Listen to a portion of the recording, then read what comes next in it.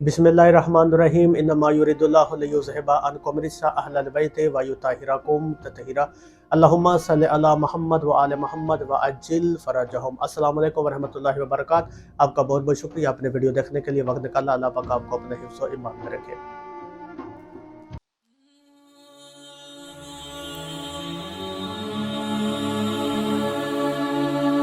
आज मेरा दिल चाह रहा था कि मैं आपको बताऊं कि कुर्बानी, घर में कुर्बानी करने के क्या फ़ायदे हैं, इसके मानवी फ़ायदे क्या हैं, दुनियावी फ़ायदे क्या हैं और रूहानी इसके फ़ायदे क्या हैं, यानी इसका सवाब कितना है, दुनिया में इसके क्या फ़ायदे हैं और रोज़े माशर आपको इसका क्या अजर मिलेगा।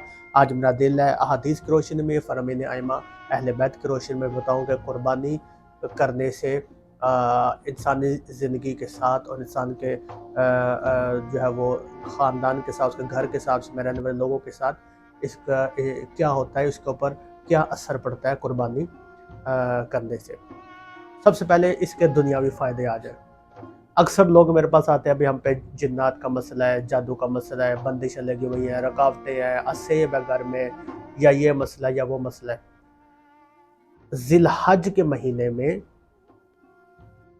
ईद उल अज़हा के दिन कुर्बानी करने का, घर में कुर्बानी करने का, यानी उसका जो लहू आपके घर के फर्श के ऊपर बहे, इसका सबसे बड़ा फ़ायदा और इसका सबसे बड़ा बेनिफिट ये है कि आपके घर के ऊपर जादू, जिन्नात, असेब, हर किस्म के तावीज़ात का, उसके असर का ख़ात्मा हो जाता है। यानी अगर आपके घर में असेब है वो वहाँ से चला जाएगा।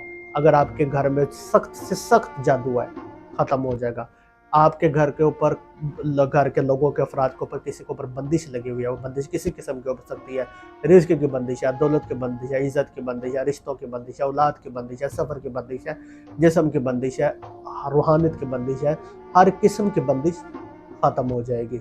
और ये एक किस्म का सदका होता है मोमिन का और उसके घर वालों का।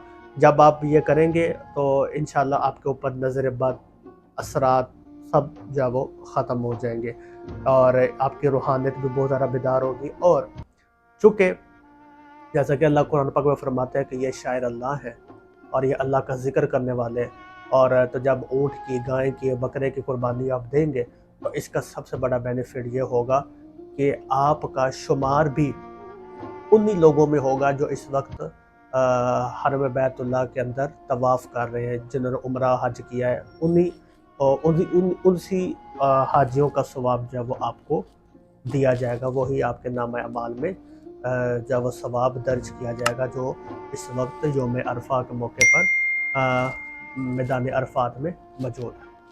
तो इसके दुनियावी फ़ायदे वो मैंने आपको बता दिया, और इसके दुनियावी फ़ायदे और भी है, और वो ये है कि जब आपके घर के अंदर ज़िबह का खून बहे, यानी जब छुरी चले और जानवर जब ज़िबा हो, तो पास खड़े होकर आप जो दुआ मांगेंगे वो हर दुआ आपकी पूरी होगी उसी वक्त। चाहे आपके कोई भी आपका इशू हो सकता है, वीज़ा, इमिग्रेशन का, शादी का, नौकरी का, और रिस्क का, पैसे का, दौलत का, रिश्ते का, कोई भी किसी किस्म का भी कोई भी दुआ हो सकती है, वो आपकी फ़ौरन दुआ पूरी होगी। और जैसे ही आप कुर्बानी करते हैं, आपके सारी रुकावटें खुदा के फजल से ख़त्म हो जाती हैं और आपके सितारों की नहूसत ख़त्म होती है, आपकी बंदिशों का ख़ात्मा होता है, रुकावटों का ख़ात्मा होता है, और हर किस्म की परेशानी से निजात मिल जाती है उस शख्स को जो कुर्बानी करता है। अगर कुर्बानी नहीं कर सकते, किसी में आप हिस्सा लाजमन अपनी इस्तिताअत के मुताबिक ज़रूर डालें। उसके बाद ये तो हो गए दुनियावी बेनिफिट्स।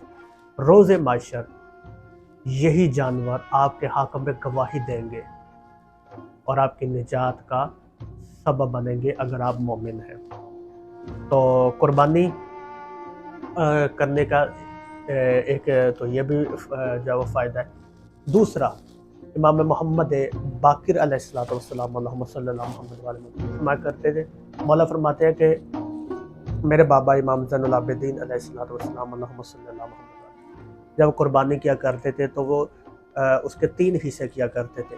एक अपने अज़ीज़ व क़ारिब के लिए, दूसरा अपने हमसायों के लिए और यतीमों मस्कीनों के लिए, और तीसरा اپنے گھر کے لیے مختص جو ہے وہ کیا کرتے تھے. تو گائے کے 7 حصے کیے جاتے ہیں اور بکرے کے 3 حصے جو ہے وہ کیے جاتے ہیں، جس طریقے سے آئمہ نے ہمیں بتایا. یہ اصول کافی کے اندر یہ فرمان جو مولا کا موجود ہے.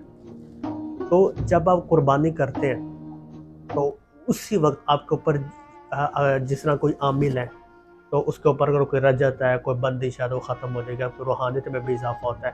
اور سب سے اہم بات، اور وہ میں نے کہا تھا کہ میں ویڈیو کے اندر ضرور کروں گا، آپ کے سارے سال کے اعمال اس دن قبول ہو جاتے ہیں جب آپ خدا کی راہ میں قربانی کرتے ہیں. اس کے بعد کیونکہ یہ مہینہ جو ہے ذی الحج کا، اسلامی مہینے کا یہ آخری مہینہ ہے، اس میں جب آپ قربانی کرتے ہیں، محرم چونکہ سال کا پہلا مہینہ ہوتا ہے، تو آپ کے آنے والا سارا سال ہر قسم کی پریشانیوں سے نجات، ہر قسم کی رکاوٹوں سے وہ نجات، ہر قسم کی بندش کا خاتمہ، جادو ٹوڑوں سے خاتمہ، نظر بد و حسد سے خاتمہ، ہر قسم کی پریشانی سے نجات، مشکلات سے نجات، حادثات سے نجات، ہر قسم کے رزق میں اضافہ، دولت میں اضافے کا یہ سبب بنتا ہے آنے والا پورا سال. آپ کا مقدر بیدار ہوتا ہے، انسان کا نصیب جو ہے وہ کھلتا ہے، انسان کی لک جو ہے وہ کھلتی ہے قربانی کرنے سے. تو میں اکثر کہتا ہوں مہنگائی کی طرف آپ توجہ نہ دیں، جو بھی ہے جتنی استطاعت آپ رکھتے ہیں قربانی خدا کی راہ میں ضرور کریں. اور ضروری نہیں ہے کہ قربانی لے کے ہمیں نمائش ضرور کرنی ہے، فیس بک پہ ضرور ڈالنا ہے اور واٹس ایپ اسٹیٹس ضرور کرنا ہے. نہیں، چھپا کر قربانی کریں، کیونکہ اپنی عبادت کے اندر صرف اللہ اور اپنے آپ کو جو وہ شامل کیا کرے، کسی تیسرے بندے کو بیچ میں انکلیوڈ نہ کیا کرے، تو اس کا ثواب زیادہ ہے. جب ہم نمائش کرتے ہیں تو اجر میں کمی آ جاتی ہے. ایسا نہیں کہ ثواب نہیں ملتا ضرور ہے، پر اجر میں کمی آ جاتی ہے اور ریاکاری کے اندر وہ چیز شامل ہو جاتی ہے. تو اس کے بہت سے فائدے. اگر جسمانی بیماریاں ہیں آپ قربانی اس نیت سے کرتے ہیں، پروردگار میں تیری راہ میں قربان کر رہا ہوں، میرے جسم کی بیماریاں ختم ہو جائیں، آپ کے جسم کی ساری نیگیٹیوٹیاں ختم ہو جائیں گی. یہ ہے فائدہ قربانی کرنے کا. تو جو بھی مومنین مسلمان قربانیاں کریں، آپ سب کو جو ہے وہ قربانی کرنی چاہیے اور لازماً کرنی چاہیے. قربانی کرنے کے بعد عید کس طرح منانی ہے؟ قربانی کرنے کے بعد عید سادگی سے منانی ہے. عید ہے ہی نہیں. پہلے روز جناب مسلم بن عقیل علیہ السلام کی شہادت ہے، دوسرے دن جناب مسلم بن عقیل علیہ السلام کے فرزندان کی شہادت ہے. تو عید ہماری نہیں ہے. ہم نے کالے کپڑے پہن کے 3 دن گریا کرتے ہوئے مجالس میں عزاداری میں جو ہے وہ وقت گزارتے ہوئے ہم نے 3 دن گزارنے قربانی کرنے کے بعد. کوئی خوشی نہیں منانی، کوئی چمک دمک والا لباس جو ہے وہ نہیں پہننے. عید اس طرح منانی جس طرح امام معصومین منایا کرتے تھے. میری اپنی عید والے دن بھی مجالس ہے، میں نے مجالس پڑھنی ہے، تابوت برآمد کرنا ہے، عزاداری کرنی ہے، کالا لباس پہننا ہے، ہر وقت روتے رہنا. یہ ہے مومن کی نشانی.